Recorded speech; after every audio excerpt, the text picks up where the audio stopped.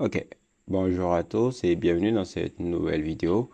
Nous allons poursuivre ici cette formation dédiée ici à l'apprentissage du React en concevant ici un site simulé ici, un site e-commerce.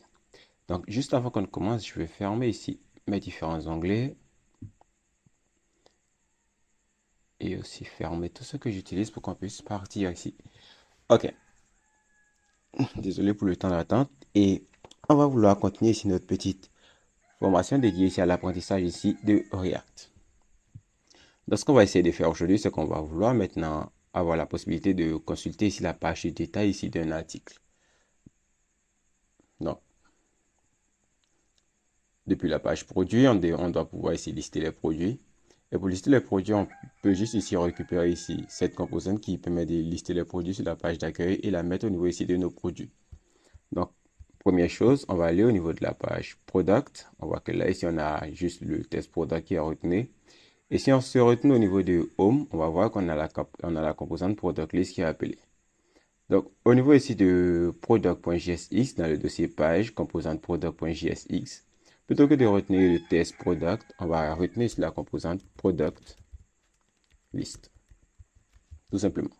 Et juste en retenant product list, au niveau ici de la page produit, sur nos produits, on aura ici nos différents produits qui auront été listés. Ok, donc plus tard, on fera ici un mode d'affichage ici pour les produits. Pour le moment, on les met en grid, on affichera ici un mode avec ici l'affichage ici en liste, mais pour le moment, on va partir sur ça. Ok, ensuite, ce que je vais faire, c'est que je vais pouvoir aujourd'hui cliquer ici sur un produit et tomber ici sur sa page de détail. Donc, comment est-ce que je peux faire ça? Je pense que c'est plutôt simple. On va aller au niveau de app.jsx, là où on enregistre ici les routes. Et je veux avoir une URL qui va se composer de la sorte. Je connais ici une URL qui va commencer par slash product slash et ici deux points, l'idée du produit. De telle sorte que lorsqu'on va passer ici sur produit slash 1, avec l'idée 1, ça devient ainsi. Et au plus l'idée va agrandir, on pourra avoir ici une idée totalement dynamique. Donc, c'est ce que je vais faire. C'est l'idée ici derrière la route que je vais créer. Donc, je vais créer ici une route qui prendra ici un paramètre idée qui sera dynamique. Ok, donc puisqu'au niveau ici de produit, j'ai ici un chemin qui pointe déjà vers product et j'ai un élément qui rend ici les produits. Ce que je vais faire, c'est que je vais avoir mon URL qui commence par slash product.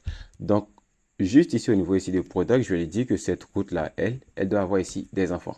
Donc, je lui passe ici une nouvelle propriété children. Et cette propriété children, elle atteint ici un tableau. Donc, je lui dis que cette propriété va avoir ici des enfants et je vais maintenant lui spécifier ici les enfants. Donc, je vais lui dire que le premier enfant qu'il doit avoir, il doit avoir ici l'enfant qui pointe vers deux points, ID. Ensuite, ici, lorsqu'on pointe ici vers l'enfant, il faut que j'ai ici un élément. Et l'élément, c'est la composante à rendre. Donc, au niveau des pages, product, je vais créer ici une nouvelle composante que je vais appeler product détail. Et si je vais venir créer ici la composante product détail, qui intègre ici une fonction fléchée. Et tout ce que je vais faire pour le moment, c'est que je vais retenir ici un H1 pour dire que ça sera détail d'un produit. OK. Donc, au niveau ici de app.jsx, lorsque je mets ici élément, l'élément que je souhaite appeler, c'est la composante product détail. Je pense que product détail, je n'ai pas fait ici son export default, donc je dois faire ici un export default de product détail. OK. Au niveau de app.jsx, il va falloir que je puisse y venir importer product détail. Donc, ce que je vais faire, c'est que je vais le supprimer ici et le retaper, histoire de bénéficier de l'auto-import. Et là, il sera importé automatiquement ici. Et je vais le mettre juste en dessous ici des products. OK. Donc, j'ai créé cette route qui pointe vers product slash ID. Et là, on doit rendre ici la composante product data. Donc, on va aller tester ça pour le moment dans le navigateur. On voit que là, ici, on a product déjà dans l'URL. On va juste mettre ici un slash et on va ajouter ici n'importe quelle valeur et on va cliquer ici sur Entrée.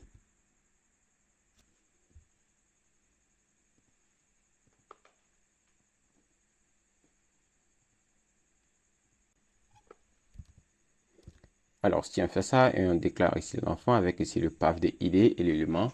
Et si on fait ce qu'on enregistre, qu'on retient au niveau de notre interface, si on veut tester ça, on va aller au niveau de l'URL et juste après ici products, ce qu'on va faire, on va mettre ici une barre et on va mettre ici une valeur aléatoire. Ça peut être ici un chiffre, des lettres, juste quelque chose de différent. Donc, on va mettre ici, on va dire qu'on va mettre ici 12E et on va cliquer ici sur Entrée. On voit que lorsqu'on clique ici sur Entrée, on est automatiquement redirigé ici sur la page de produit. Ce qui paraît vraiment bizarre, parce qu'au niveau ici de notre route, on a dit que lorsque la route commence par slash product, et elle a ici un enfant qui s'appelle ici, qui est un paramètre dynamique, on doit rendre la composante product détail. Et dans ce cas-là, on voit qu'on n'arrive pas à voir ici sur rendu. Donc ici, le problème, c'est que lorsqu'on tombe ici sur cette page, la première, c'est-à-dire lorsqu'on tombe ici sur slash product, cette composante-là, la composante product, elle est par défaut mise, elle est tout le temps mise. Ce qui fait que lorsqu'on passe ici sur product slash 12E, on a accès à cette composante, mais elle n'est pas visible ici sur la page puisque la composante product est celle qui est actuellement au-dessus ici de la page. Donc, pour pouvoir régler ici le problème et que ça soit accessible, on va décomposer ici la route. On va lui dire que la route commence ici par product, mais une fois qu'elle commence par product slash rien, on veut rendre ici cette composante product.